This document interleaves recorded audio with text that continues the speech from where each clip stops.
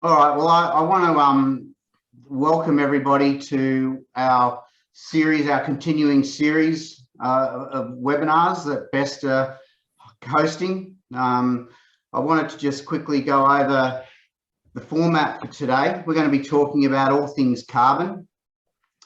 We're going to break it up into three parts. One is the benefits of carbon.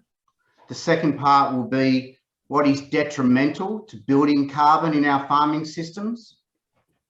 And the third part will be on what can we do to sequester or build carbon in our farming systems. So three very important topics to chat about. So at this point, I'm going to introduce to you Jessica, who is going to be looking after the technical side of things for Zoom. So Jess, you can explain how people can record, put their questions up.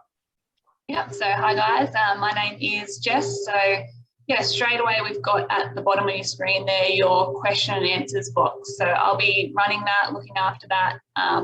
Walter will be doing his presentations, and then we will look at all the questions at the end. So I can just prompt Walter and both Luke to help answer those questions that you guys have. So once again, that's just in that Q&A box at the bottom of your screen there. There also is a chat there to the side. We can start by maybe just saying where you're from. We're here in Goulburn, New South Wales. So I'll then hand over here to Luke. So Luke from Regen Farming, who's co-hosting the webinar with us today. Okay, just before we go, Luke, sorry, I was just going to say that we're definitely recording today as well. So if you have to drop off or go out, we will have a recording of this, which we'll send out to everybody as well. It'll be available on our social media pages and on our website sort of later as well. And any questions that we don't get to during the webinar, we will endeavour to, if we can't get to everything, depending on how many come in, we'll get to them after the webinar. We'll ensure those questions do get filtered through to Walter so he can answer them. So Luke, at this time, Luke, I would love to introduce you as co-host, and you can introduce Walter. All right, thanks, Darren. Thanks, Jess. Firstly, I think I'd like to thank Darren and Best Farming Systems for sort of helping us put these things on. A great deal of what I do is trying to educate people, and having companies like Best being able to facilitate days like today and sponsor days like today is just so important to us being able to get things to work to the best we can on our farm. So, and the reason why I sort of have helped organise today is I go out and I talk to a lot of people, and it's all people are always asking, oh, what fertilizer should I use? What herbicides? All these other things. Whereas we're not really thinking enough about how much carbon we should be drawing into our system to make things work better. Not so much. We won't be dealing with today carbon credits and all those sorts of things, but we want to deal with the on the ground, how it helps in your farm. So I thought the best person to do that is Walter. It's right in his wheelhouse, and I've heard him explain it several times, and he just does an amazing job. So I'd like to introduce you to Walter, and Walter, if you can tell us a little bit about yourself and get on with the show. Okay, well, look, thank you very much, Luke, and good morning, everybody here in Canberra, Australia. But I notice there's a couple of people from overseas, so whatever time it is, welcome, and great to have you on board. Yeah, look, thank you very much, Luke and Darren. And yes, very keen to talk about carbon, because in a sense, carbon, this quite special element of the 96 natural elements in the periodic table, or that makes up the Earth, the physical part of Earth. Basically, see, carbon is really the building block of life. We are carbon, all our bodies, all our molecular structures built carbon, hydrogen, oxygen, mainly some nitrogen. And so really it's the basis of life, but also it's the basis of our soils, right? It's really that makes soil, and without carbon, you haven't got soil, you've just got mineral detritus. So it's actually carbon that's the foundation element in soils. But then it goes more sophisticated, because that carbon in our soil is the basis of our hydrology. Okay, and we'll come into that in more detail because it's the actual carbon that allows soils to infiltrate, retain, and make available water. And without that, before carbon, you just basically had, rock, runoff, erosion, but no life. So that hydrology, and of course that hydrology is profoundly important, again, for life, because obviously all life needs water. But actually, on another subject we won't get into today, but it's a really powerful thing. Hydrology drives 95% of the heat dynamics of the blue planet. Okay, so basically 95% of the climate, the heat dynamics is driven by hydrological processes. And of course, if we're going to do anything about the climate and regulate and buffer, it's actually hydrology is the key thing. Okay, and of course, once we've got soil and once we've got hydrology, then we've got the chance to have life and biosystems. So in a sense, carbon, again, is the building block for the biosystems, you know, the vegetated biosystems that we evolved in and we totally depend on. And even all our economies and our societies, basically just subsets of those you take away those biosystems, we're left with desert effectively, and everything collapses. So everything has been, soils, hydrology, biosystems. So carbon is in a sense the key building block to make all that happen. And you say, wow, that's good. But then you look at it and say, how much carbon is there in this game? You know, how much do we need?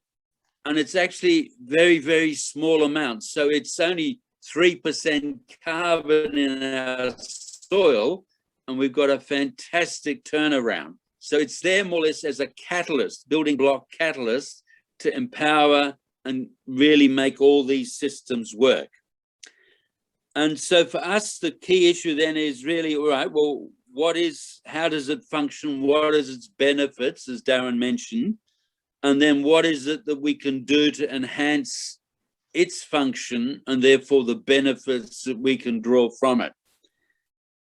And really the key message for humanity in the next sort of, for always, but really in the next decade, absolutely is the key take-home message. We've got to regenerate the Earth's soil carbon sponge.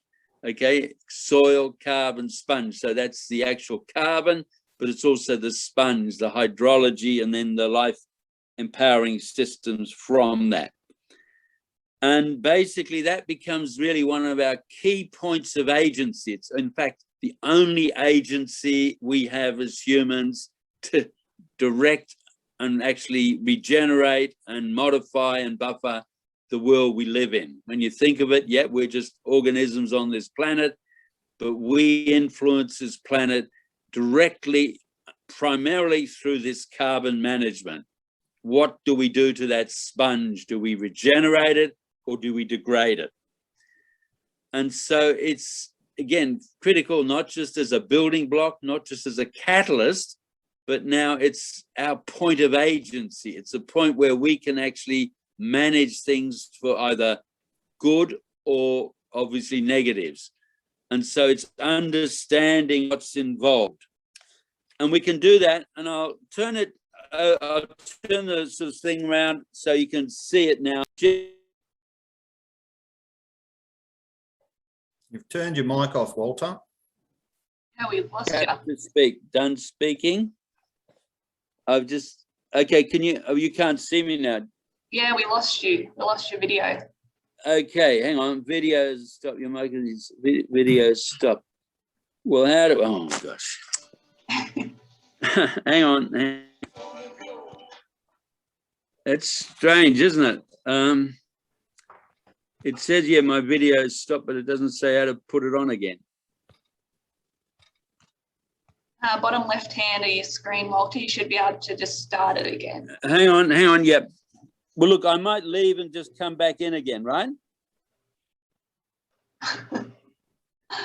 There should be a button there on the bottom left-hand side of your screen, Walter. Oh, he's gone anyway. Yeah. Short coffee break, everyone. It's actually a good idea, Jess. Probably a good idea.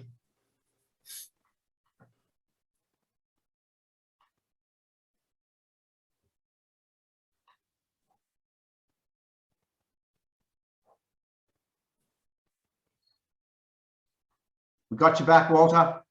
Got me? Yep. Sure do. Right, I'm surprised. I don't know what happened because, yeah, like what went wrong? Yep, all good. We got you back. Now, have you got this little overhead I've got here? Yes. Now, I'm just trying to line it up. Okay, so what we're talking about, basically, sorry about this, it's actually building carbon. But if we look at regenerating the Earth's soil carbon sponge, we can go back basically in time, you know, before about 500 million years ago. And basically, we just had ocean and rock on this planet. So there's basically rock. And of course, this rock has a bulk density, you know, because it's all fused together of 2.6 to 3.5 grams per cc. So it's just a solid rock. And of course, when we have rock, it has no aeration, no water, no nutrient access because it's all just fused together, no root access, and certainly no microbial activity. And in a sense, what carbon does, it actually comes and actually starts through microbes, and we'll talk about that in a minute. It starts actually saying, look, we can actually start breaking up and solubilizing this rock, and we can add organic matter, carbon detritus between them, and you can think of it as bed springs, right? And so then as you're adding more carbon to the soil, you end up with a sponge, a healthy soil, which is a sponge. Now, that means that the soil has now got a bulk density of about 1.2 grams per cc. And that means that up to 50% of the volume of soil of the matrix is actually air. Okay, it's made up of, yes, these mineral particles held apart by this organic matter. And so you've really got this sponge, this spongy, airy, aerated substrate matrix. And this is profound because basically then when you look at, all right, well, how much aeration is there? Yes, 50% plus. How much water can it hold? Yes, it can hold up to potentially 60% water by volume. And then when you look at the mineral nutrition and the access, what you've done now, you've exposed all these mineral surfaces. So you've got actually an enormous increase in the availability of nutrients in that matrix. You haven't added any nutrients. It's still the same minerals as here, but you've just basically made them accessible. And of course, it's then the microbes in this matrix that are involved with the fixation, solubilization, access, uptake, and cycling of those nutrients.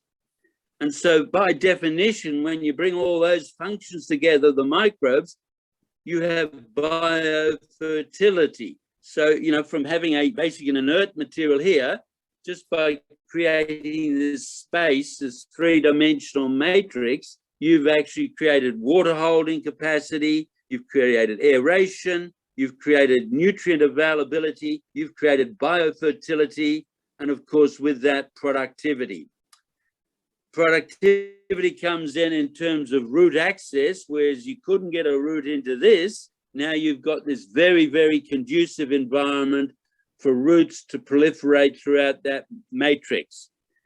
And the point that we're really getting behind all of this is, yes, it was driven by these microbes that created and solubilized the soil, but it also allows now a very, very diverse, healthy microbial ecology to function in that soil.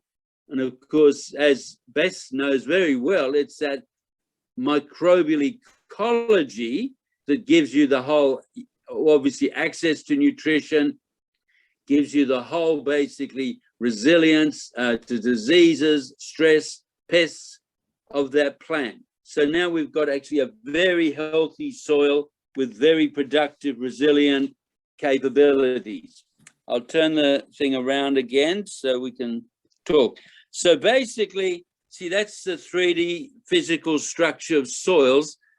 Oops, I apologize. this isn't going so well. Right. Hang on. No, it's when I move it that it gets mucked up. Yeah, no good. Oh dear, hang on a second. That it wasn't designed like this. All right, go. So basically, that's 3D structure of the soil actually is really the important thing. So it's not what we add to soil. It's not that we've got to add fertilizer, or we've got to irrigate, or we've got to cultivate. It's all about, can we create that natural three-dimensional soil structure? And of course, the answer is we can, simply by adding carbon.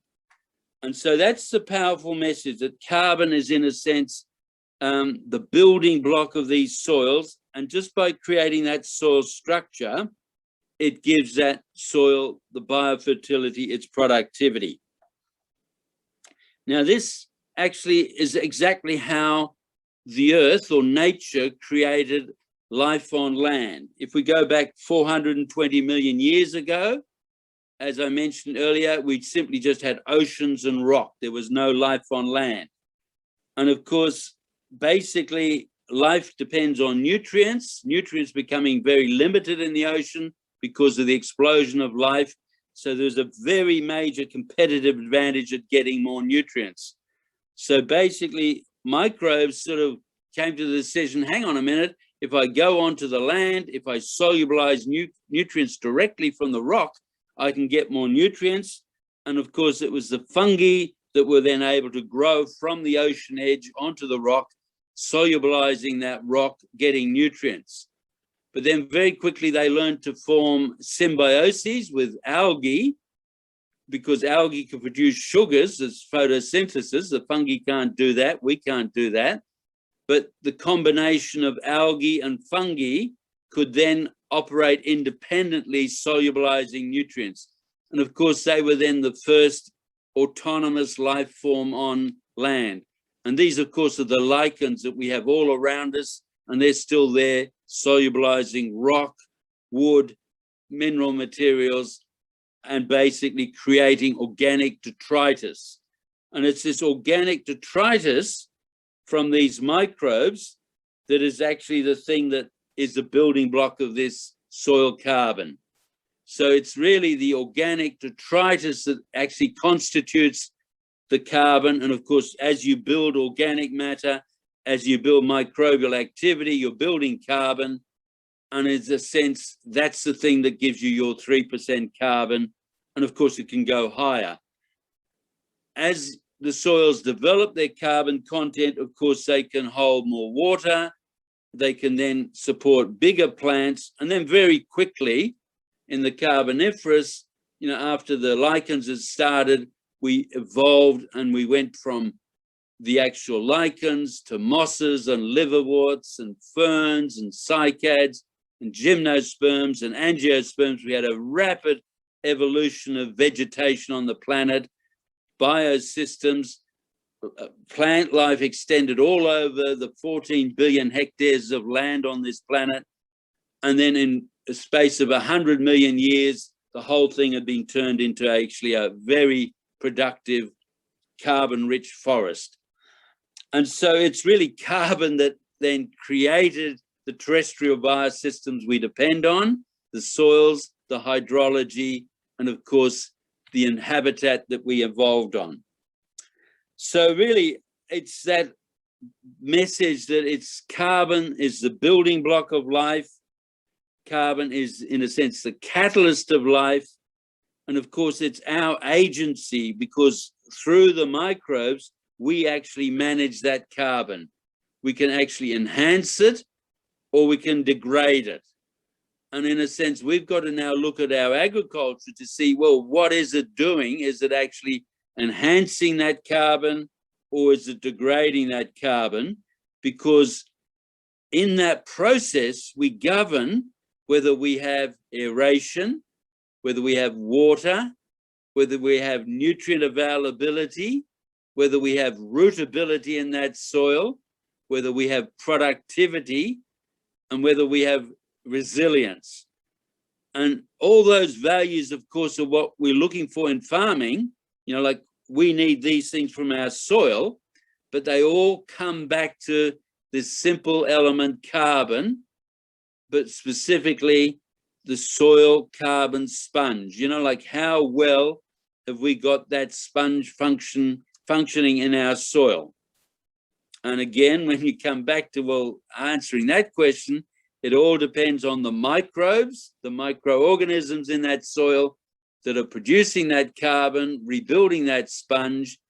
And of course, then it comes to issues like, okay, how healthy are the microbes? Do they need things? Can we stimulate those microbial activities? And can we add very, very small amounts of, you know, cofactors, biostimulants to help that soil ecology develop and prosper? And that's really then gives us an enormously powerful agency to say, yes, we can regenerate healthy soils through these understandings, but also through this management of this petagenesis, soil forming process, carbon microbial management of these soils. So look, that's, I mean, really a short introduction into carbon in terms of soils, how it functions. If there's any specific questions at this stage on this, happy to answer them. But then, as Darren said, let's then get into things that, well, what have we done to the carbon in our soils? What are the consequences of that? What do we learn from that? And then, of course, the next third section is looking, okay, how do we rebuild the carbon in our soils under different situations to regenerate healthier, productive landscapes? So, yeah, any questions, or do you want to go straight into the next part? Walter, I do have a question or a clarification on your little board that you had up there. You had carbon. I know when I talk to farmers, is that organic matter in the soil or is that carbon? What's the... Okay, right. Look, very good point. Thank you very much, Luke. Basically, organic matter is, okay, detritus from biomass, right? These are, okay, we've got photosynthesis taking CO2 and water from the air with sunlight, making sugars, which then turn into cellulose, lignin, organic matter. When that dies, it just ends up as organic matter and basically, yeah, just dead woody material and what have you. And that's basically organic matter. And then soil carbon is when microbes take that organic matter and then further transform it to make stable soil carbon. And so basically you might have 2 grams of organic matter, and then the fungi and the bacteria in the soil will produce about 0.6 grams of carbon from that organic matter. Now, both of them are functioning in terms of creating this soil structure, but of course, organic matter is much shorter lived than stable soil carbon. So organic matter might last for a couple of years in a soil, whereas stable soil carbon can be there for 100 to 1,000 years, holding these soil structures up. And so there's a bit of, not confusion, but you've got to get it right that organic matter normally twice the percentages. I've been talking here about soil carbon, right? So I'm talking about 3% carbon, which is about 5% organic matter. Okay. Well, on that, Walter, too, I would like to also, you did speak about 3% carbon. What are the right percentages of carbon? Can you have too much? Right. Okay. Very good question, Dan. Obviously, there's a point. It's like anything in life. There's a plateau. I mean, yes, the more is better to a certain point, but once you get to that point, it basically comes onto a plateau and it makes not that much difference, right? Now, obviously, and this goes back to history, if you like, if you look at soils in Australia, pre-European colonization, and we had Oxley, Mitchell, Strzelecki in the early 1800s, and they were doing some very leading scientific work, and they were collecting soil samples and recording soils with up to 30% organic matter, 15% carbon. And so our soils were initially described very much as molds, you know, organic molds, very soft, very spongy, fantastic water absorption. And it was actually those soils that then allowed this very productive landscape to exist, even though we're in a very dry climate. Less than 6%, for example, of the water that fell on the Murray-Darling Basin ran out to sea. And that's why Flinders never found a river mouth, you know, to say, look, here is this river going to the sea, because all the water stayed in the landscape in these soil carbon sponges. So basically that was, in a sense, 10, 15% naturally. We've actually oxidized most of that carbon out of these soils in agriculture over the last 200 years. So a lot of our agricultural soils now have got less than 1% carbon. And so we are now seeing very serious soil degradation and productivity limitations because of that decline in soil carbon. And so, yes, we can go, definitely we want to go higher. And so I've used the 3% because that's, in a sense, Goldilocks. It's enough, but it's not too much. You can, of course, go up to soils which have got 90% carbon. And so these are, of course, the peats. You know, if we go actually into Antarctic, or sorry, not the Arctic peats and what have you, you'll get soils which are 90% carbon. But basically, yeah, they're just carbon sponges. There's not much productivity benefit from being at 90% compared to 3%, for example.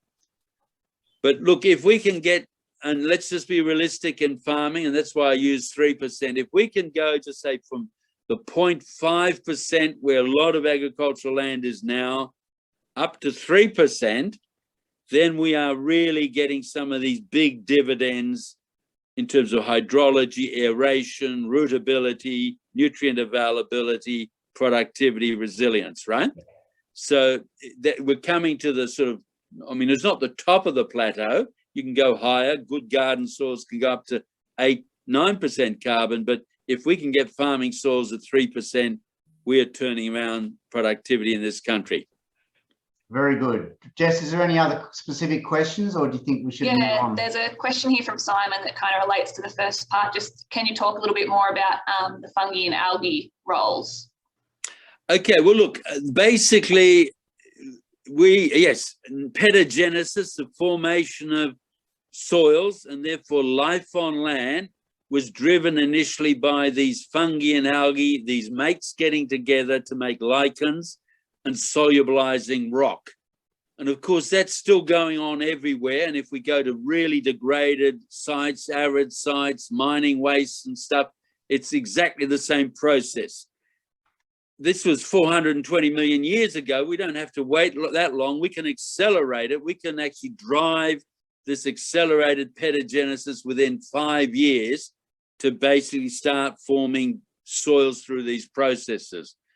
But it's really the same microbial processes of fungi, algae, but then, of course, all the other organisms come in, you know, all the little insects and worms and stuff, because they're often living off the fungi, but they also then adding enormously to turning that soil biology, organic matter into a healthy soil. So it's really kickstarting that microbial ecology, which is, of course, where, again, the biostimulants come in so powerfully, because literally parts per million of biostimulant in the right place at the right time in switching on these microbial activities can have profound effects in improving soil health and structure. But look, the whole world, the whole soil is still driven by these same fungi and microbes, right? I mean, they're all hidden underground. They're all operating quietly down under. We all end up getting eaten by them, so they still all win in the end. But the point is that we generally don't recognize just how powerful, valuable, and beneficial they are. Yeah, that's great. So we've got another question here. We might just finish with this one and then move on to kind of your next area. I'll ask your first question, Hart, maybe later at the end there, but he's got two more here. So what is stable soil carbon? what form does it take, what makes it stable, and then if you do start with low soil carbon, how long does it take to get to that 3%? Okay, well, look, okay, good. We'll come back into part 3. How long does it take? But as I said, in a space of 5 years, you can mostly build it up. But that's a question of, right, looking at your soil, talking to your mentors, working out what's limiting, and how do we now accelerate that intelligently, right? So that's certainly doable. Now, what makes stable soil carbon, as I said, we'll come back in the second part actually a bit. Organic matter can get readily oxidized and then broken down. So it's often got a longevity of months to years, whereas when fungi then take this organic matter and turn it into humates, they chemically change it and actually make it into very stable or long, big organic polymerized compounds, and they can stay in soils for thousands of years, right? Very, very stable. Now, it's basically fungi turning organic matter into humates that give you stability. And there's another formula, another process where again, it's fungi. The mycorrhizal fungi, of course, are using this carbon to make their cell walls. They leave those cell walls behind as they solubilize soil. And those cell walls then decompose to form a compound called glomalin. It's a glucosamine compound, glomalin, a glue, and that's absolutely critical in aggregating soil particles together. So stable soil carbon, humates and glomalin, both produced by fungi, and both of them are able to stay in soils hundreds up to 1,000 years or more.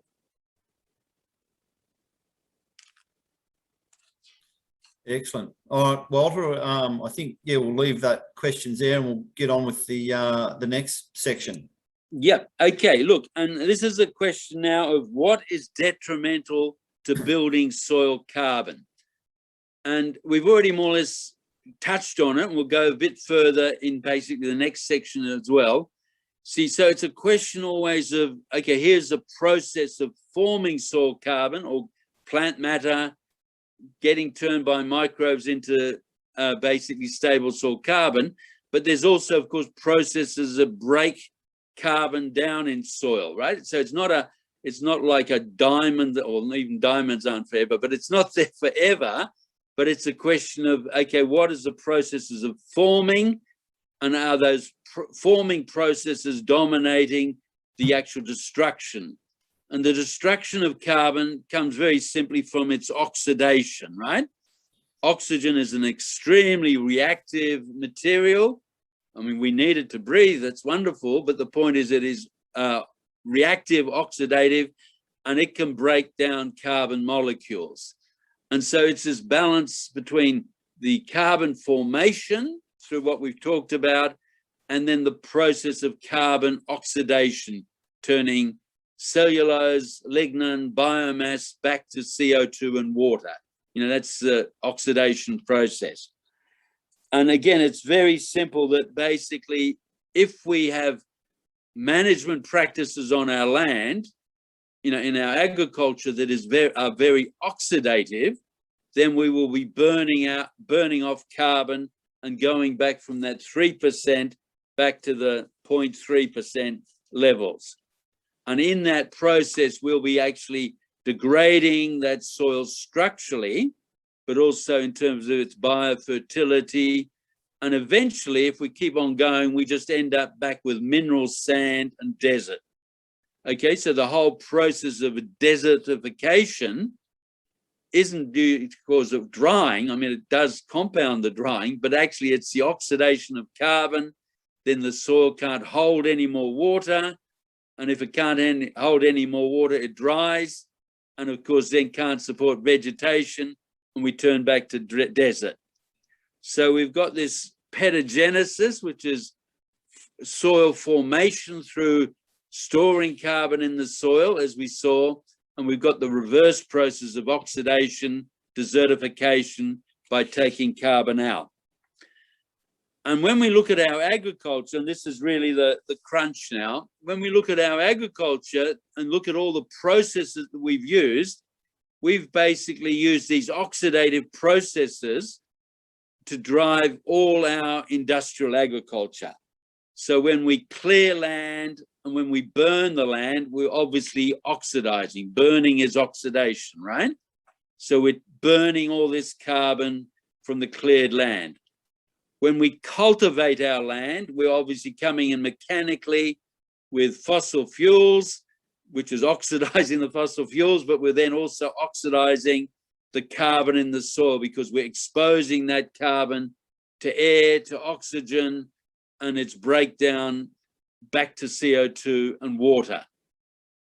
And of course, when we over-fertilize land with chemical salts, again, these are very oxidative agents, right? So excess nitrogen, we're putting too much nitrogen on a soil. The excess nitrogen will take out carbon at the ratio of 30:1.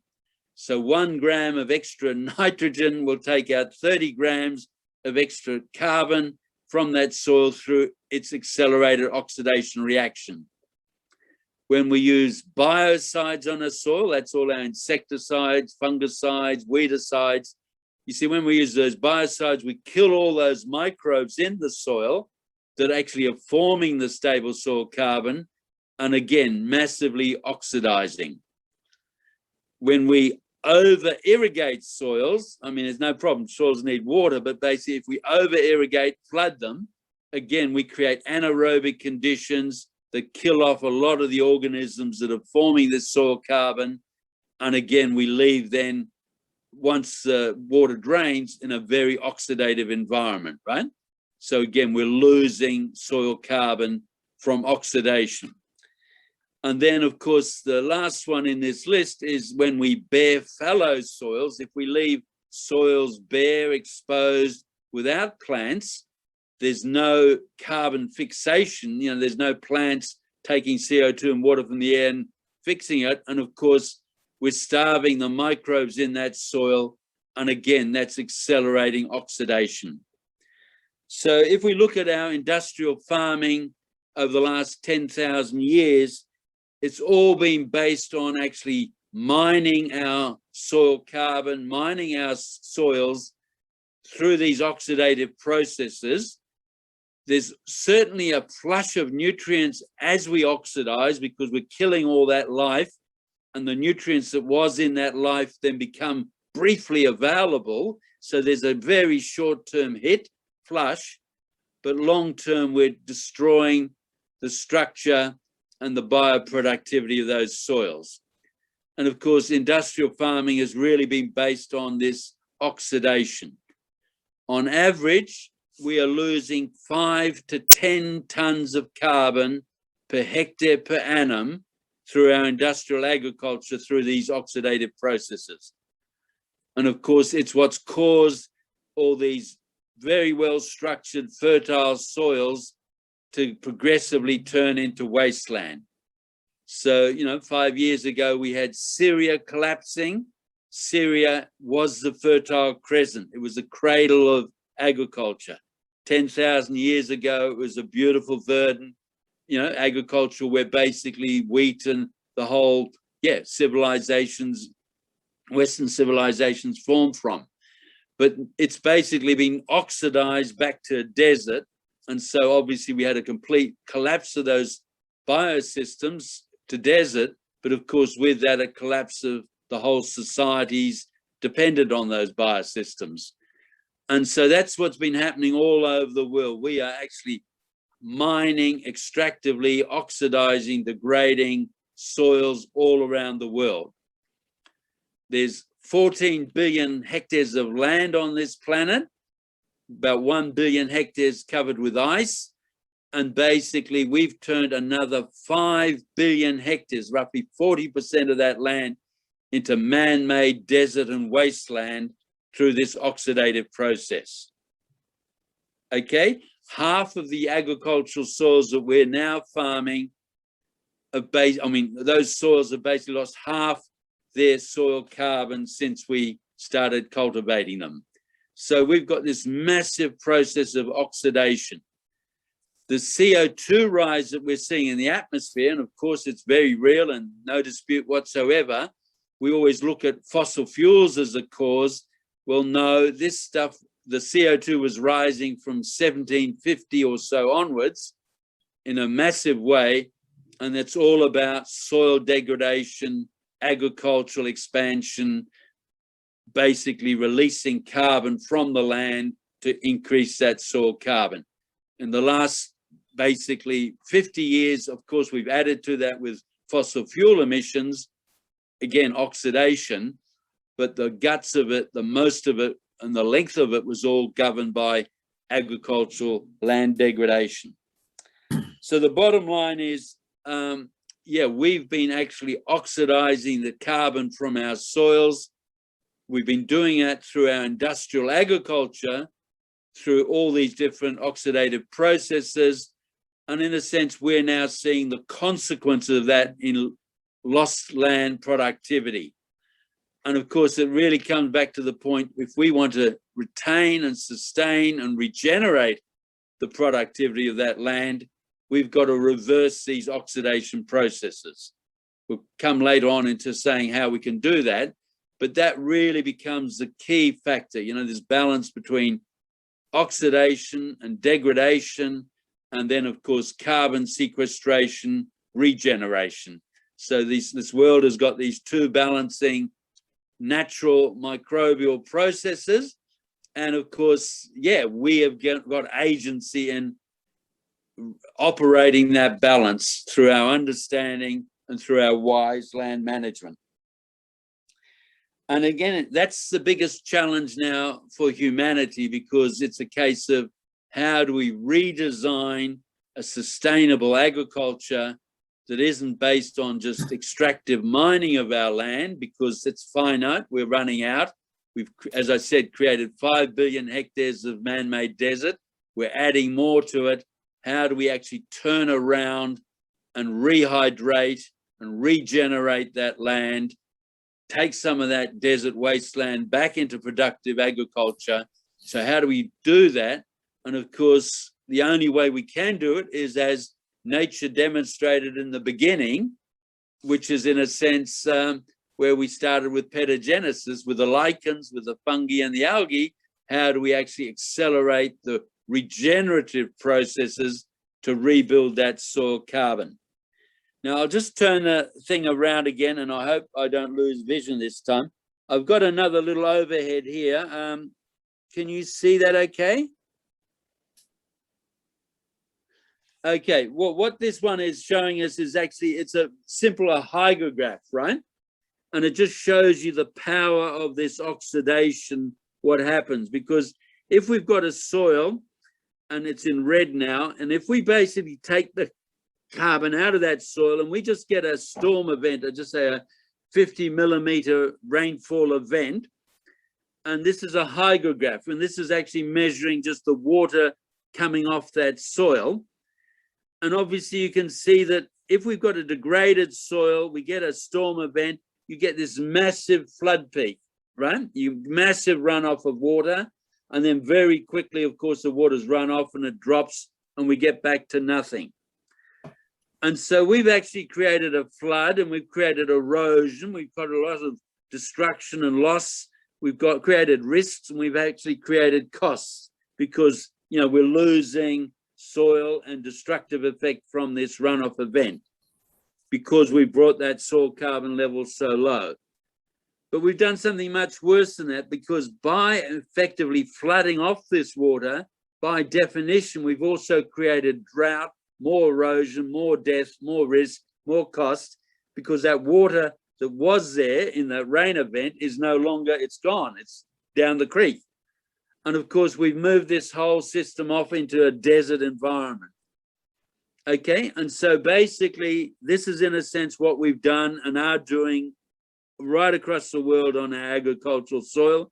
We're degrading the soil carbon, and we're ending up with these extreme flood risk events. Now, this is going to get much, much more serious in the decades ahead, because as climate change intensifies, we're going to get more extreme events, more extreme storms, floods, droughts, So this will intensify enormously.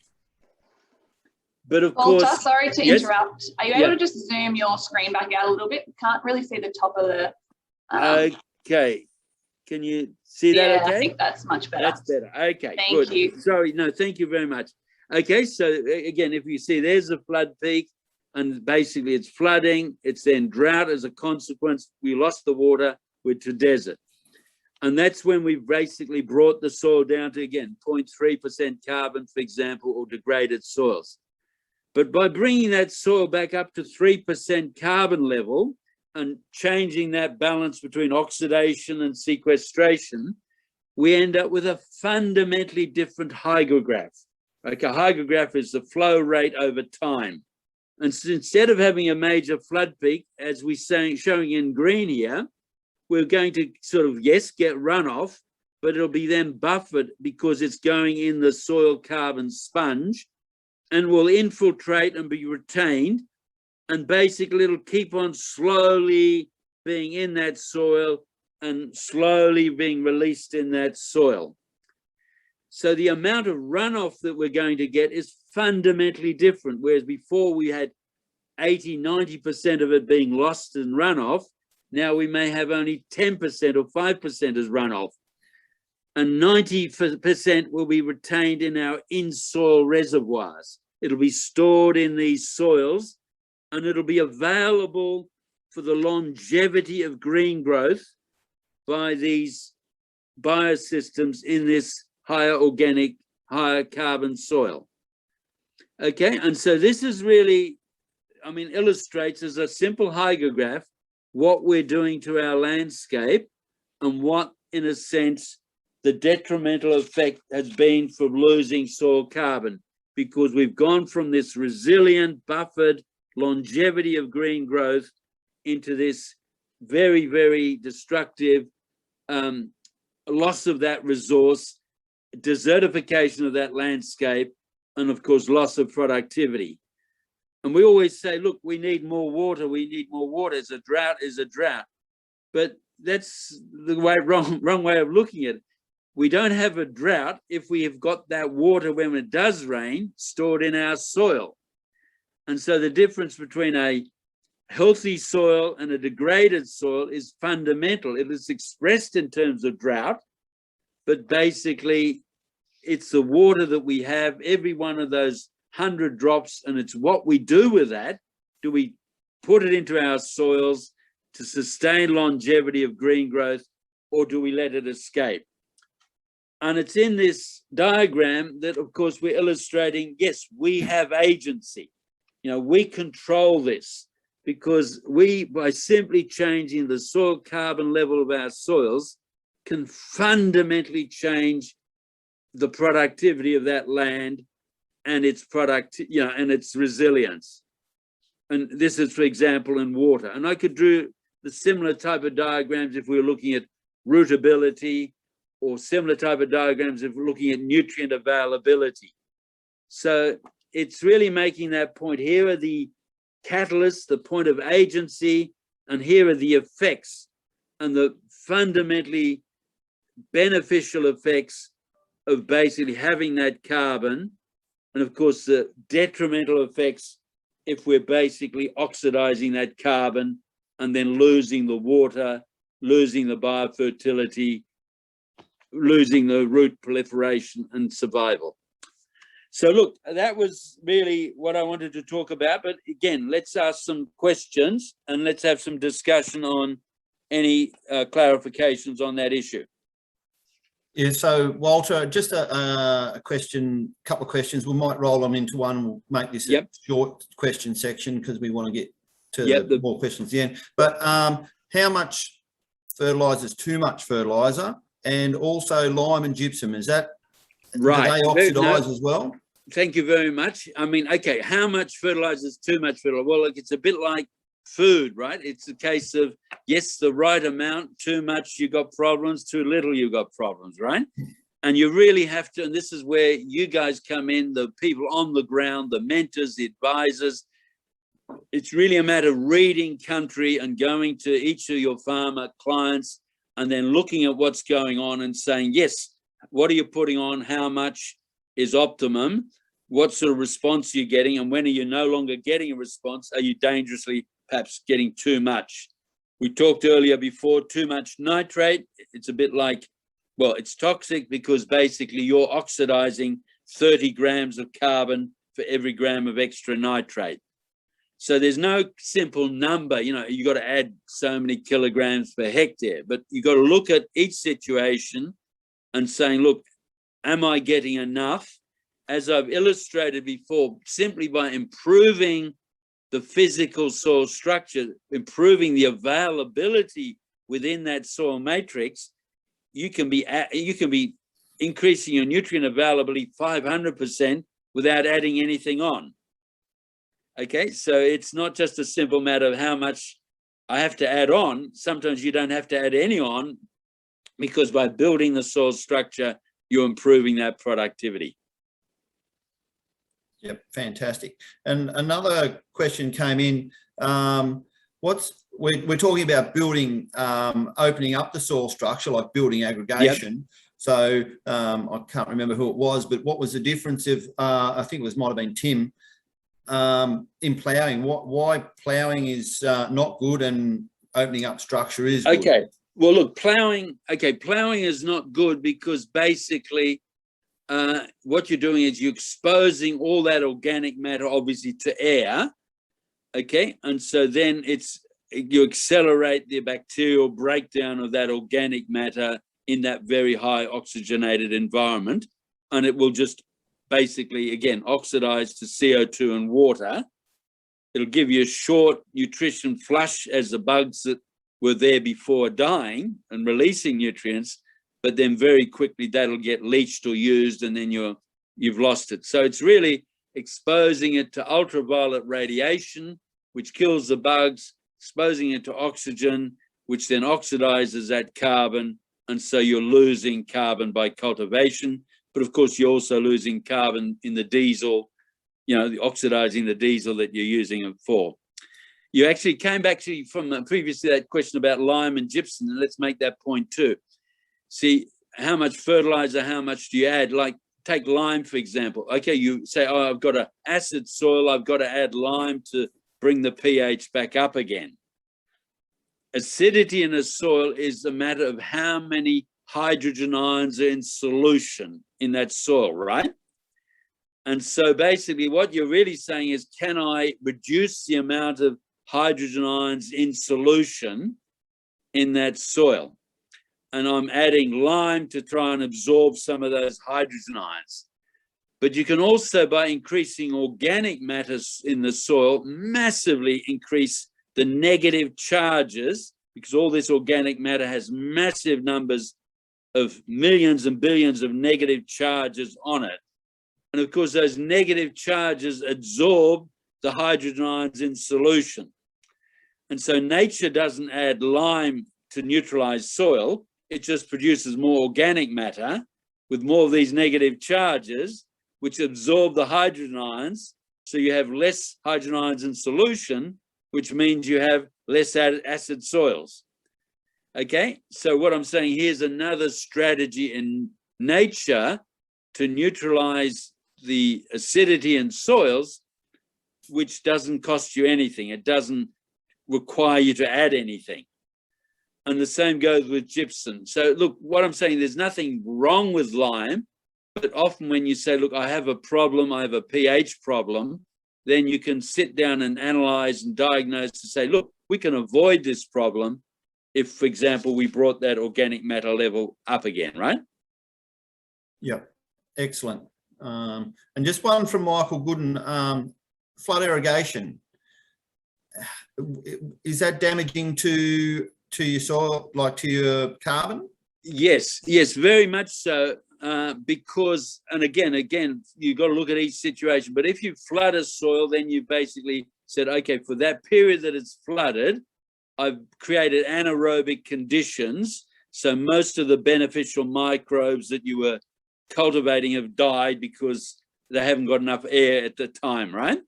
So they've died. But then basically those microbes have died.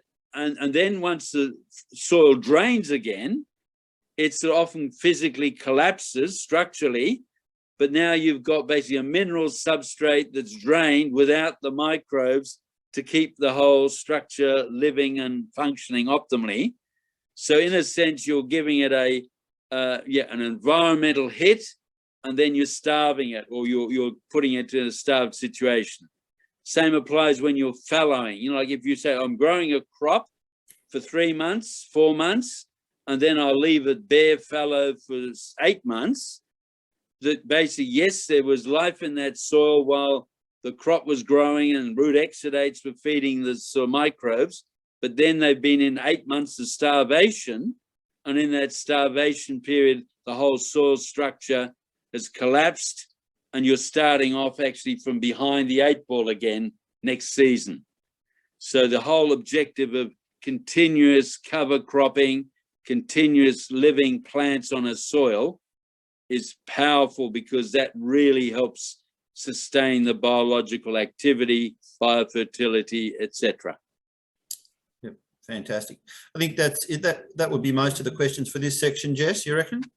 Yeah, there's a few coming through, but probably more to ask at the end too, just general.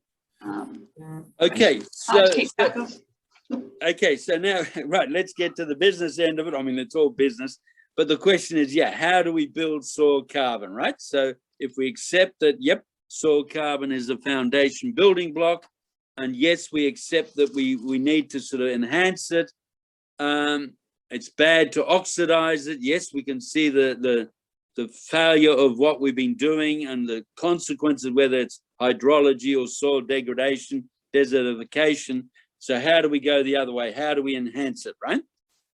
And it's actually very, very simple. And that's where we started, of course. It's as simple as ABC, right? Because just as nature started 420 million years ago and said, look, I've got all these 14 billion hectares of rock that's got mineral nutrients. I want to get them. How do I get them? That's when the same game as nature was 420 million years ago. So how do we build healthy organic soils on those rocks? And of course, it's as simple as ABC. Now I'm going to turn this around again because I've got another little overhead. Now, can we see that, Jessie? Yep, that looks good. That looks good. Now, don't worry, it's pretty noisy at the moment, but I'll go through slowly and explain it. So it's all about building soil carbon, and it's simply as ABC. And let's start off with A, and of course, A is for agriculture, right? And really the simple message to start with is, yes, it's all about maximizing plant growth. And it's what we do extremely well. We're in the business, agriculture, we're in the business of maximizing plant growth. And plant growth is all about photosynthesis, CO2 plus water with sunshine, forming carbohydrates and oxygen as waste products. So that's the whole game we're into. Let's maximize plant growth, because that's dollars, profitability, and we're professional at that. We've got systems that can do 200 tons per hectare per annum of biomass production, like our sugarcane area. And basically, we can actually maximize that in terms of the area, the longevity of green, and we can really power along agriculture. And so the first message is, yes, full marks to agriculture, and keep on doing it. We should also note here, when we're growing, we always see things above the ground because that's where we live, right? But really it's down under that's the business end of the thing. It's not just Australia, it's down under in the soil, of course, because 30% of the carbohydrates that are fixed by this plant process actually get invested into the roots to grow the root system. But an additional 40% of the carbon that's fixed here gets invested as root exudates. These are sugars and amino acids that leak out through the roots, and they're the things that actually support the soil microbial ecology. Okay, so we already got to start taking note to say, look, hang on a minute. These natural plants, optimum plants, are putting 70% of their resources down under. So why are they doing that? What's so smart about that? And why should that matter? But we'll come into that in a second. Okay, so A is all important, and actually, yeah, we're really on speed with A. So keep that going, and full marks to everybody, farmers, for growing A. But what really matters and where the new paradigm is it's not just growing A, it's not just growing biomass, but then managing what happens to every gram of organic matter that A produces, right? It's not just growing it, but what happens to it. And all through history, nature, you know, for billions of years, the only thing that is able to happen, two things. It can either burn, oxidize, or it can turn into stable soil carbon.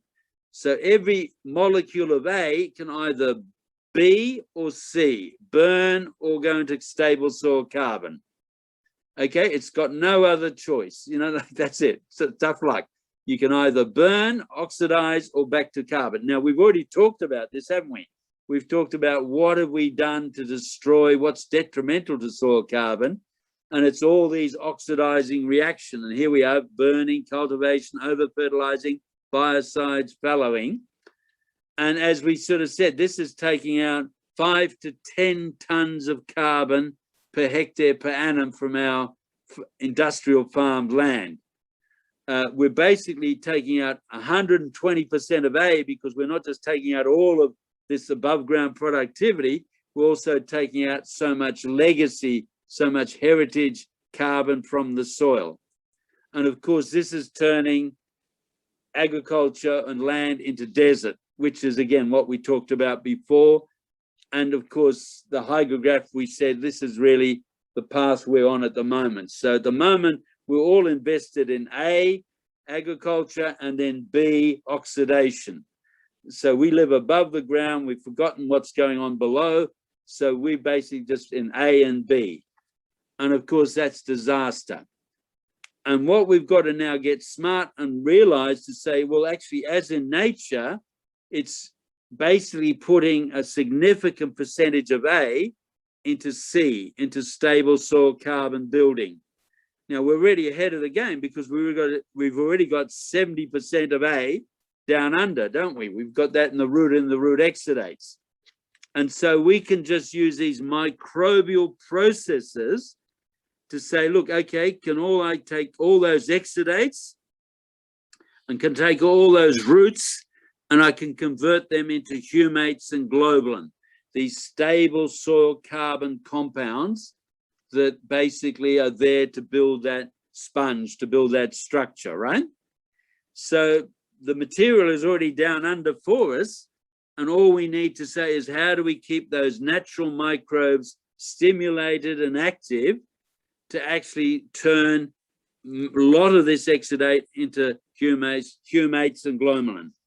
Now, there's nothing that you don't have to do all of it. Of course, we do no troubles with burning some of it, but if we're burning 120% of it, we're losing it. But if we can get 60, 70% of A converted downstairs, down under into stable soil carbon, we're really actually building soil health and rebuilding our soil carbon levels.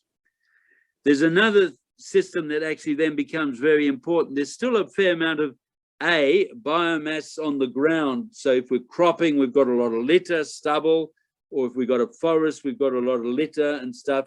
And of course, normally that gets lost by burning.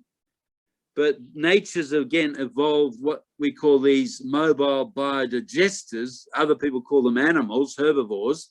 And these guys go around, of course, and eat that litter and eat this biomass and, of course, turn it into dung, stable soil carbon, a bit of methane, of course. And so it's not just actually taking these root carbon sources, but even taking litter, biomass from the surface and turning it into stable soil carbon through the role of herbivores, these mobile biodigesters. So really, we've got very powerful natural tools to take A into C, right? And that's actually, as we're saying, these fungi in the soil from exudates, roots, and then, of course, the herbivores eating biomass and litter from upstairs.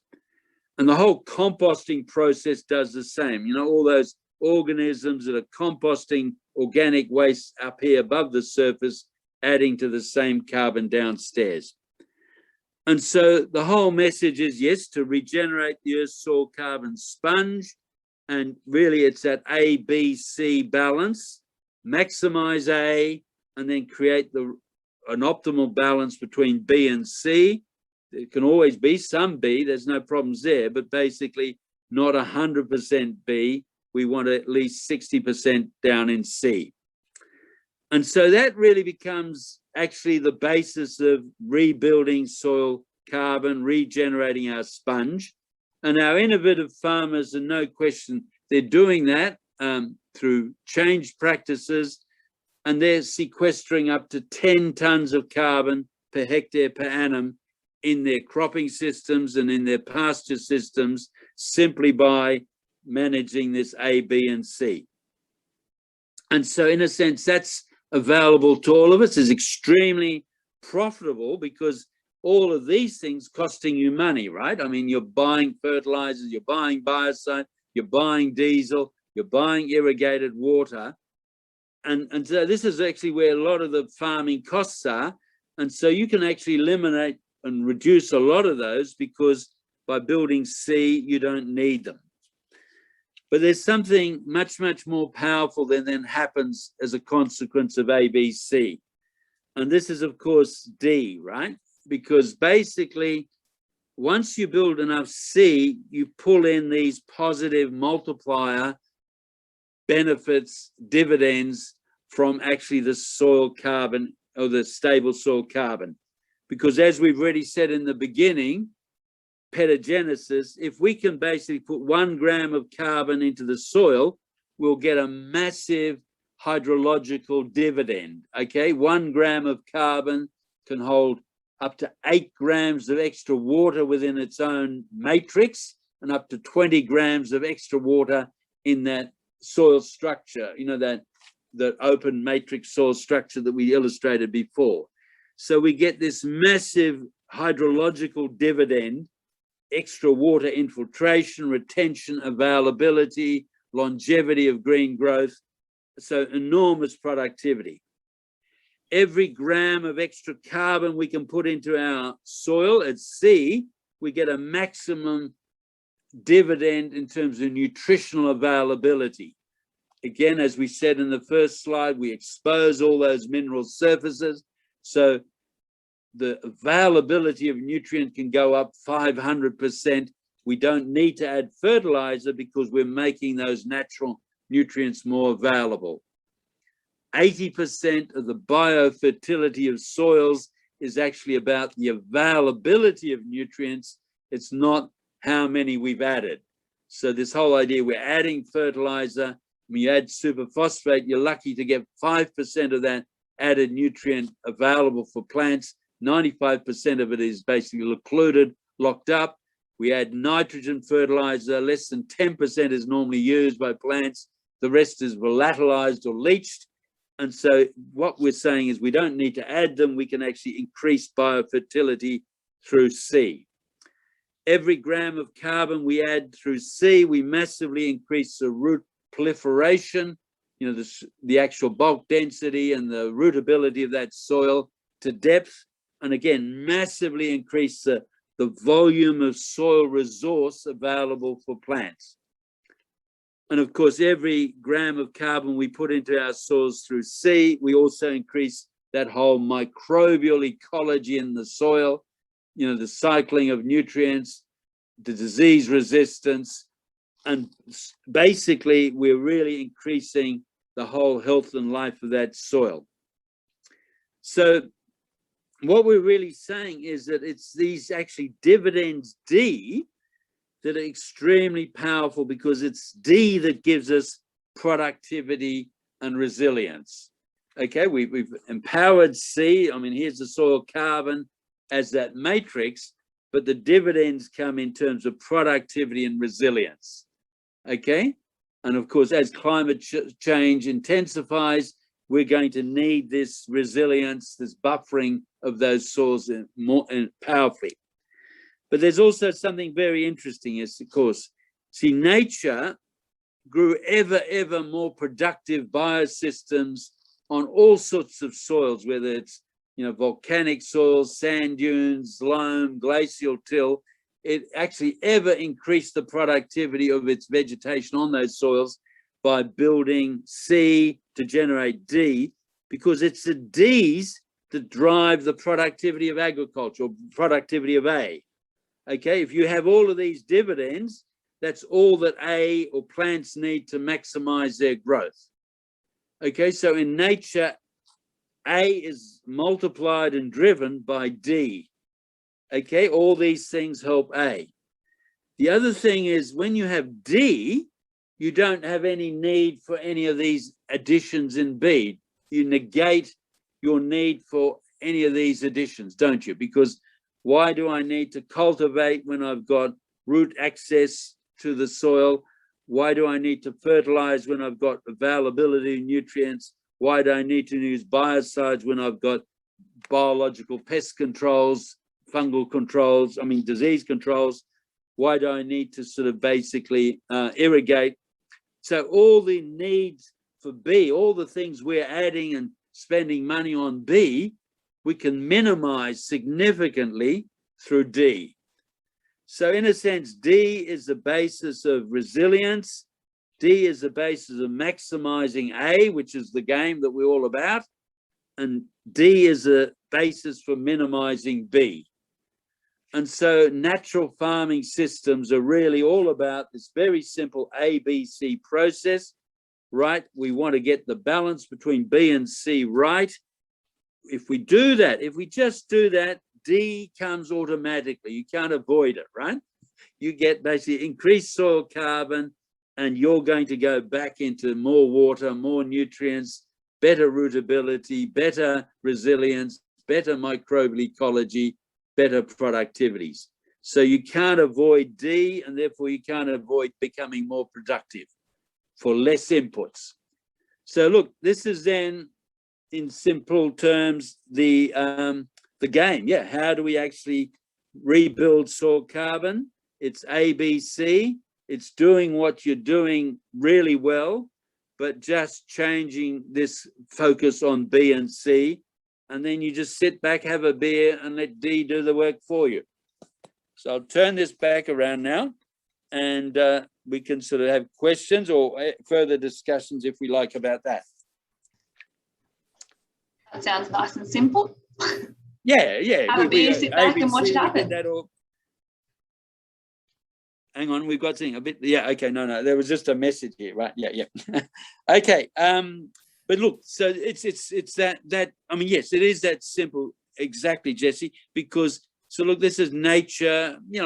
It doesn't have to be complicated. You just basically say, right, here is how nature created these extremely bioproductive systems that we depend on.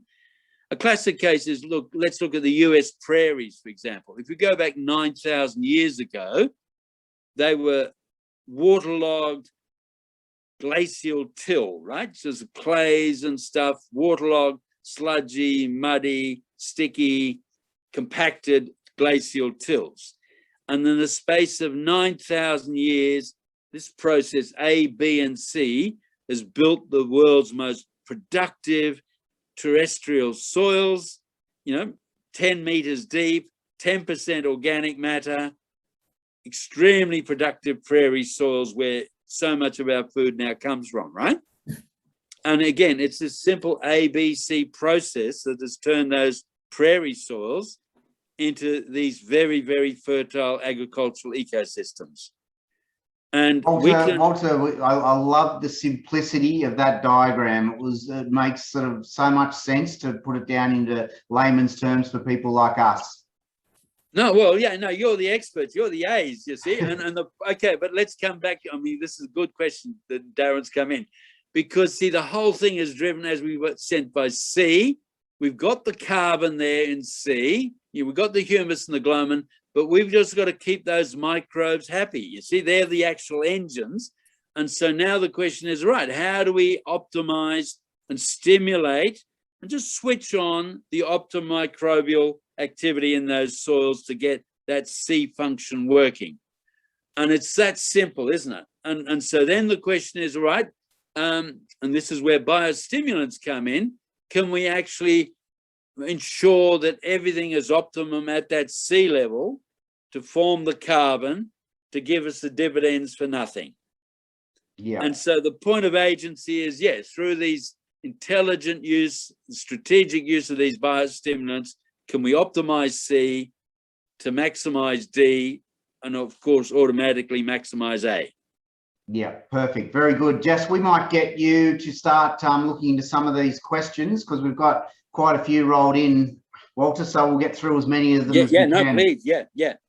Yep, I'll start with the ones, the question and answer ones that we got from the start. So first one here from Rob. So can carbon sequestration be fast tracked by applying forms of silica, like paramagnetic rock dust, etc.?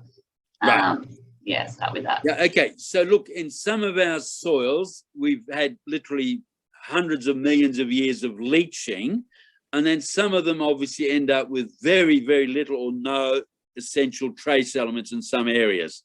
And so rock dust, which is just ground up rock, can accelerate that process, return those trace elements, and so that can be beneficial. But just adding rock dust by itself to a dead soil can't do it. You've got to have the microbes, right? Because you've got to actually then say, right, I've added these trace elements. I've also stimulated these microbial activities that will now solubilize them, make them available, and cycle them through the system, right?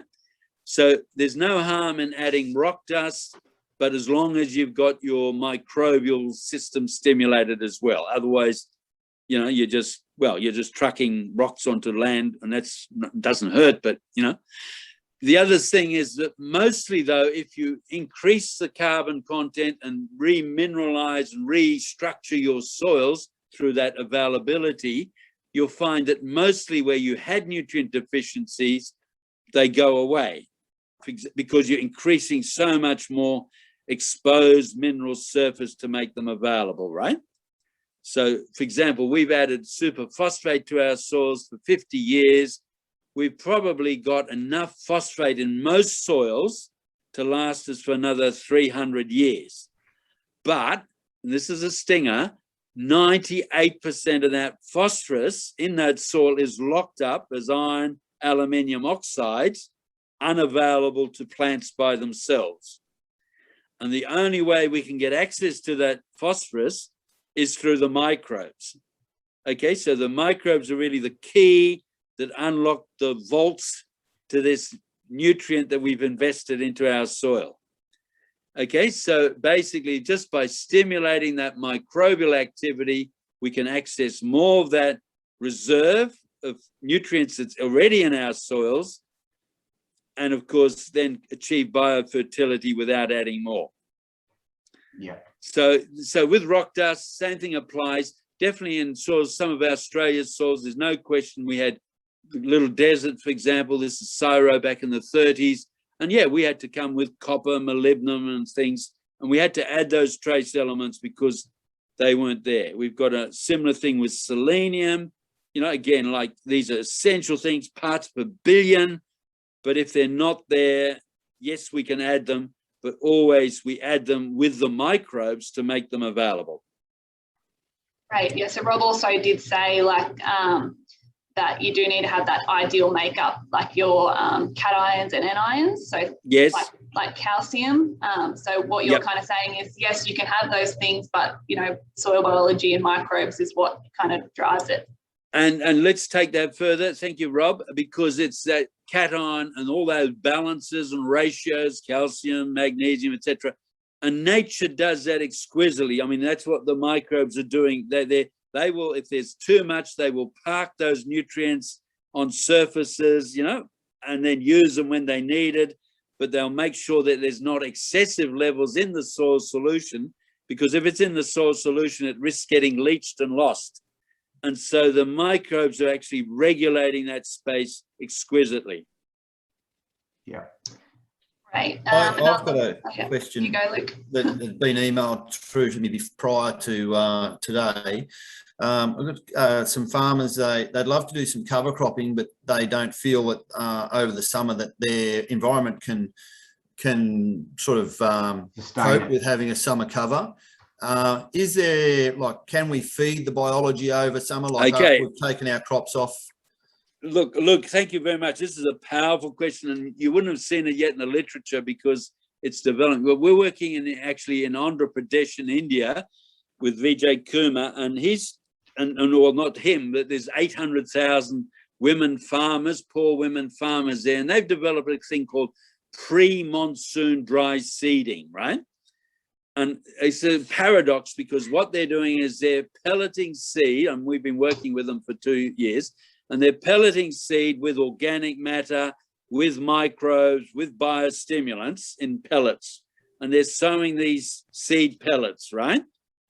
And basically they're able to get then these cover crops established in very hard semi-arid rangelands, and it's, yeah, central Queensland or worse conditions, right? Hang on. Can you see me? Yep. You're back Yeah. again. Yeah, no, sorry about that. So yeah, they're basically reseeding that pre-monsoon, and they're getting cover crops established because of that combination of microbes, biostimulants, organic matter. I can go through all the science of how it works, but the point is that they can get green cover crops established there months before the monsoon, because then when the monsoon does come, the soil can infiltrate, retain, and use all that monsoonal water, the hygrograph, rather than running off and getting lost, it's all retained. And so they're now able to sustain 365 days of the year green cover over those former arid areas, which used to be bare, 220 days a year. And so they're achieving that. So this is really quite fundamental that we can now put green cover crops over these semi-arid area through that combination of, seed, microbes, biostimulant, organic matter. And we're really actually creating micro-oases through this microbial ecology to basically enable those plants to establish and survive before the rains. And yes, so that, coming back to your question, yes, you can put green cover crops. People often sort of say, hang on a minute, aren't these cover crops using water? Don't I need that water for the crop later on? Of course they are using water. They're generating some water. We'll come into that later. That's more detail. But no, the water they're saving by not desiccating and evaporating all the water out of that bare soil is 10 times more valuable than the water they're using. Okay? So they are actually creating a protected, sheltered soil cover which stops desiccation, which stops evaporation. And so the net water gain is actually very, very positive, right? So look, here is a system, and basically we could have a whole webinar on it. Here's a whole system where we say, can we actually, and this is a challenge, and actually I was talking to the UN chief scientist last night about this, can we take 1 billion hectares of man-made desert and wasteland, semi-arid wasteland, and put that under a green cover crop to rehydrate, regenerate, and actually rebuild that biosystem back into food production? The answer is yes, we can. And actually, it's a fundamental imperative for the future if we're going to feed the 10 billion people by 2050. But so, yeah, green cover crops, very powerful. And the longer you can put green plant cover, longevity of green, you're driving exudates into the soil, you're driving carbon into the soil, you're building microbial ecology in the soil, and you're going up that petagenesis pathway pronto. Yeah, thanks. Just, I think the question, and I understand all that, but I've got a couple of farmers who are just, they're not, they don't believe that they can financially do that. Is there a way that we can feed it without actually having the growing plant? Can we put some biostimulants out with some food sources like, I don't know, molasses or fish or something like that, and just help carry through? No, look, this is actually very important. Thank you so much, Luke. This is so important. Be very, very careful, because you got to think of this. You can stimulate the organism in the soil with molasses and biostimulants even, right? But if you haven't got basically plants there to provide that continual source of food, substrate, sugars for those organisms, you're going to switch them on, and then you're going to kill them because they'll starve and die because they've gone from their resting spore structures into active phase, and then they die and desiccate and starve, right? And so, yeah, we can actually kill these bugs by overstimulating them without actually the food. So the bugs need to be in a sense, a symbiosis with the plants, right? We need the plants there because the plants are putting the sugars in the soil through the exudates, through the organic matter, through the roots, and they have to be part of that system. And so, yeah, like any tool, it can be used wisely, but also if we don't get it right, we can do damage. But coming back to your particular farmers as far as cost, I mean, you have to sit down, talk with the farmers, see what the situation is. But look, putting some Pioneer seed in with that mix, doesn't hurt at all. So depending where they are, would you come in with some, grain sorghum seed or grass seeds or stylosanthes, or, what's the sort of actually hard-ass Pioneer plant that you could put in there with that inoculum to get that green cover established, right? Yeah. And it's there, and it's very, very cheap. Yeah, excellent. Jess, you can... Yep, so another one here from Tim. So am I better off grazing before pasture gets stalky and trying to maximise root exudates, or letting it get stalky and trampling the stalks? So which way would build carbon more quickly? Yeah, look, okay, and Tim, look, this is again, yes, herbivores are fantastic because herbivores are cycling that rank, stalky organic matter. Once it goes stalky, lignin, sclerenchyma, it gets into cardboard, loses nutrition. So if I can put it through a rumen and I can turn it into biofertilizer and basically carbon to refertilize the soil because the dung beetles will take that into the soil, I'm really powering along. So the bottom line, this answer is you're best to graze that land when the grass has come to more or less its plateau stage, right? It's maximized its vegetative growth. It's ready to go into senescence and stuff. And then I can actually graze that grass back to, just say a third of its vegetative stage to let it regrow again. And of course, you do that through this rotational holistic management approach, and you just come back and graze. And that's how nature did it. And we can duplicate that as well. So what I'm getting at is you read your grass and you basically say, look, when's it ready to be actually converted back into humate?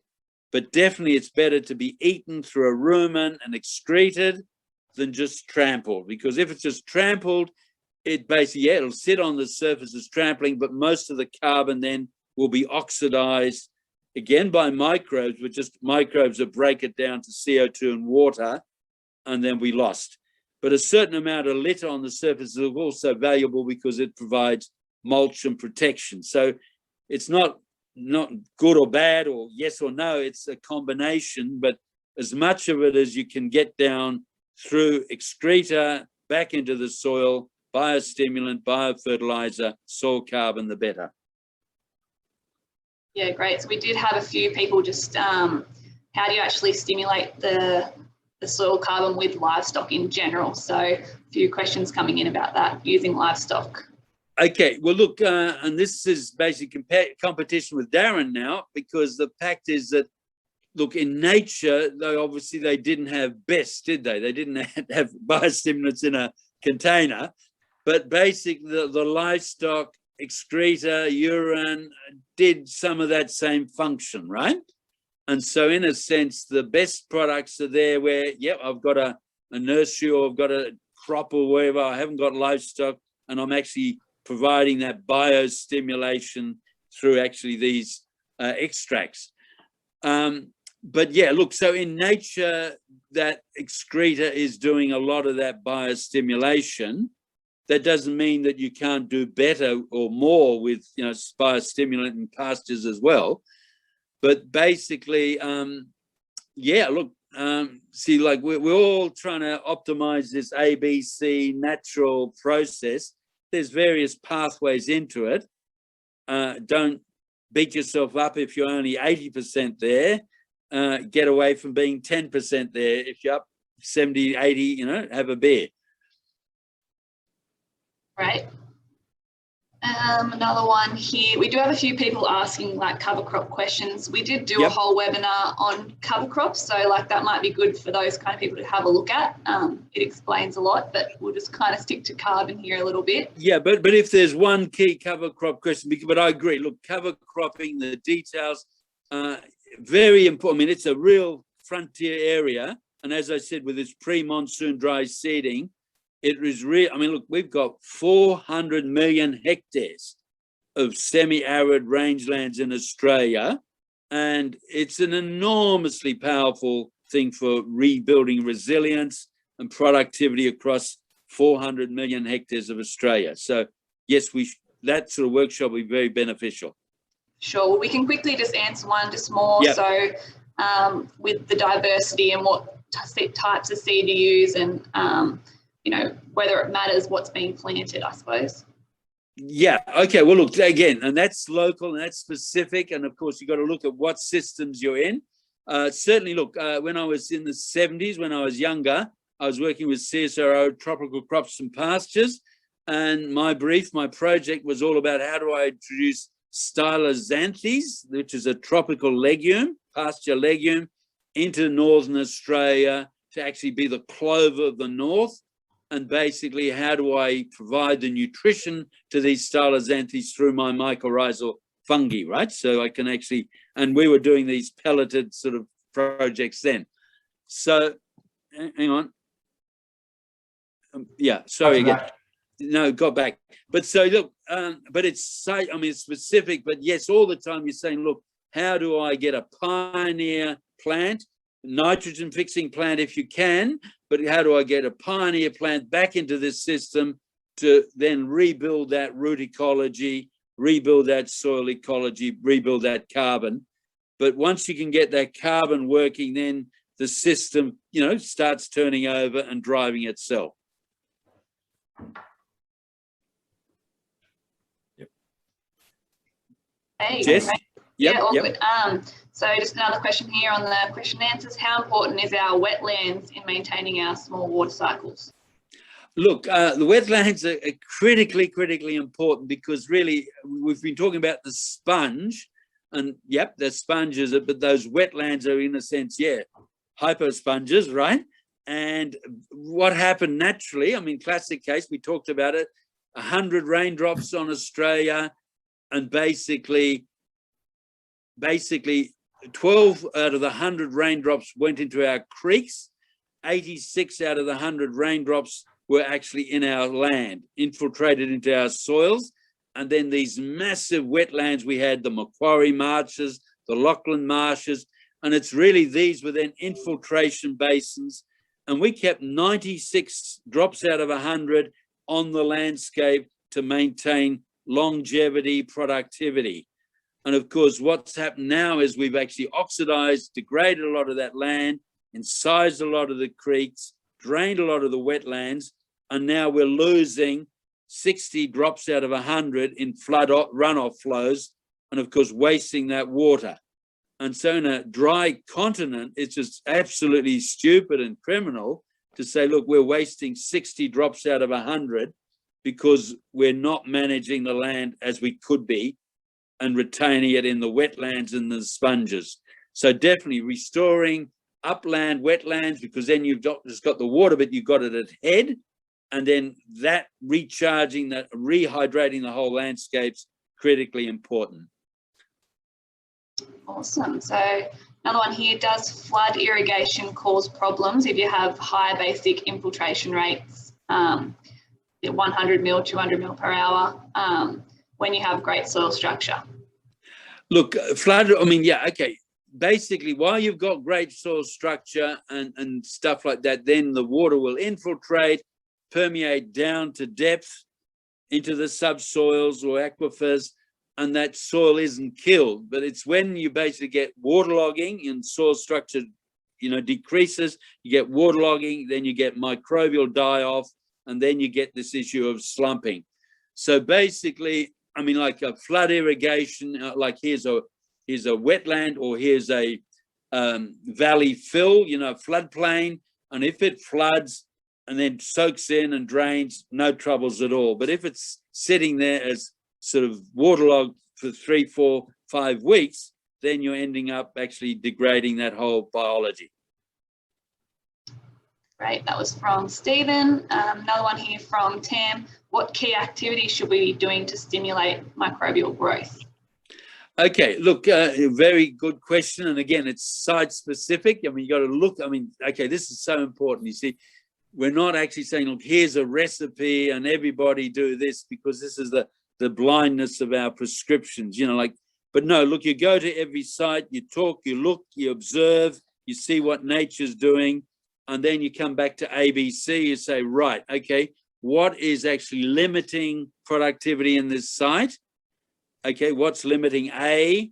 Is it too much B? Is there not enough C, or whatever? You start looking at that, and then you say, right, if I have got restricted microbial activity, what can I do to stimulate it? And so then you're looking at, is it getting enough? I mean, okay, all microbes like us, we need actually the genetics. Are we there? Have we got the right organisms there, or have they been killed out? So sometimes there's that problem. Next question is, have we got the food we need to grow with?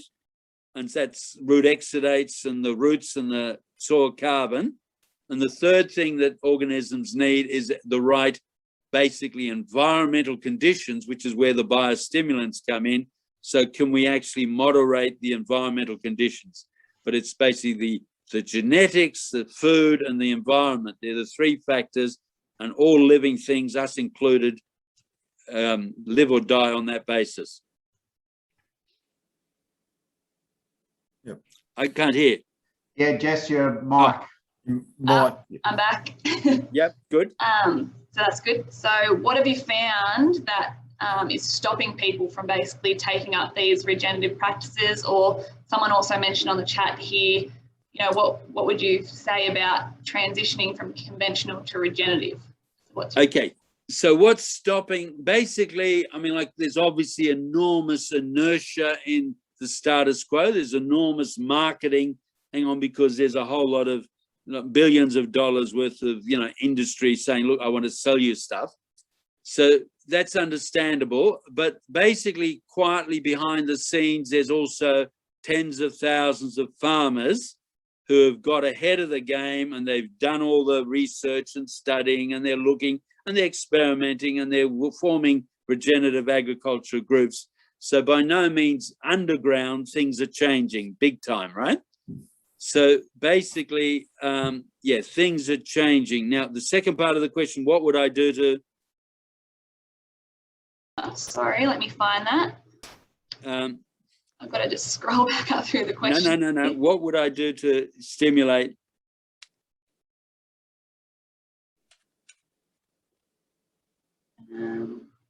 I think it was just someone more asking on advice on what would you say for someone that's trying to transition or... Yeah, well, look, okay, so the transition is right.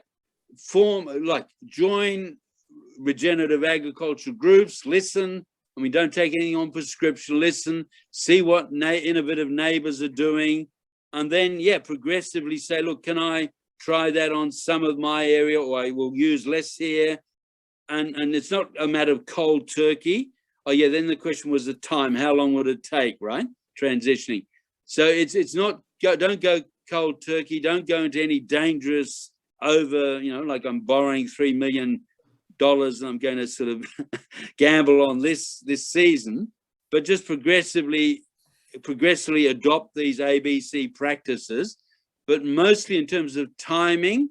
Yes, it'll take perhaps 18 months, 2 years of a bit of a lag because systems change. So the first year, you've taken people off the high inputs or taken plants off the high inputs, they'll struggle. But within 18 months, 2 years, you'll start seeing improvement, and definitely be 3-4 years, you'll start getting values that are improving.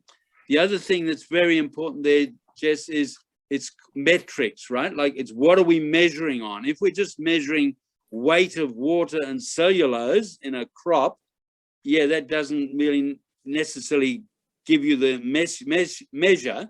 But if you're measuring other things as far as feed conversion efficiency, nutritional integrity, soil health values, there's a whole lot of other metrics, you know, and performance measures.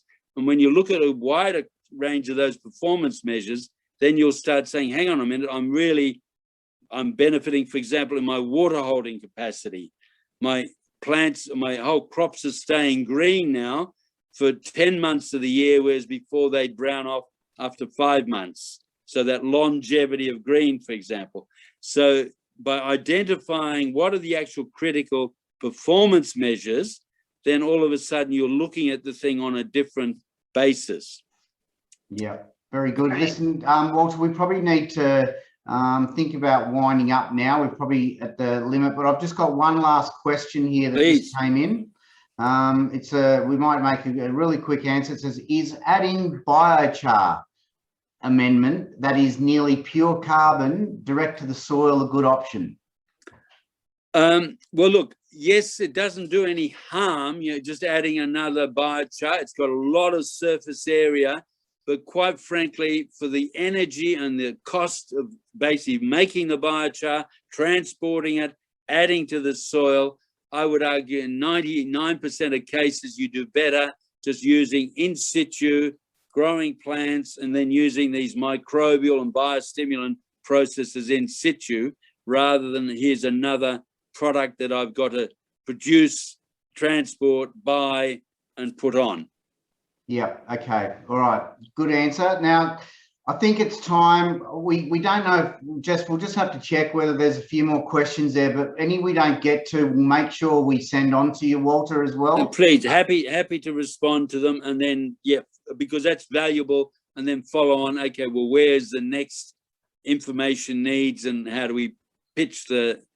Most definitely, and these questions for us are really important as well, because it means that we can then look at the next webinar that we can do, because some of these questions and these webinars open up more questions, you know, so we can then move on to some other area in a webinar. Oh no, look, powerful, and like we're saying with this pre-monsoon dry seeding, you know, like, I mean, it's such a big, exciting opportunity. It's really opened a whole new world. Yeah, most definitely. Well, I think on behalf of everybody here, Walter, I'd like to take this opportunity in thanking you for your passing on your wisdom and your knowledge. As always, you always put it in layman's terms to us, and I thank you very much for doing that. Very happy, and look, yeah, it's as simple as ABC, so let's just get into it, right? Yeah, just get into it, just have a go. Luke, is there anything you want to say? No, just thanks very much, Walter, for coming on. Thanks to Best for co-hosting and making it available, and to everybody. If you can sort of, we put these things on, but if you could support companies that do this, not just Best, but there's plenty of others around that support this information. I think it's a good thing, and yeah, we'll probably answer a lot of these other questions in other webinars we've spoken about already. So yeah, thanks, mate. And yeah, if you've got any questions, get in touch with us. We love talking about this. If there's questions that we don't know the answers to, we have a fantastic brains trust and a really good collection of people that I'm sure that we could pass you on to, that will be able to help you in your processes. So we're happy to help out. So Luke, thanks for co-hosting. And thank you, and okay, and everybody, thank you so much, and till next time, all the very best.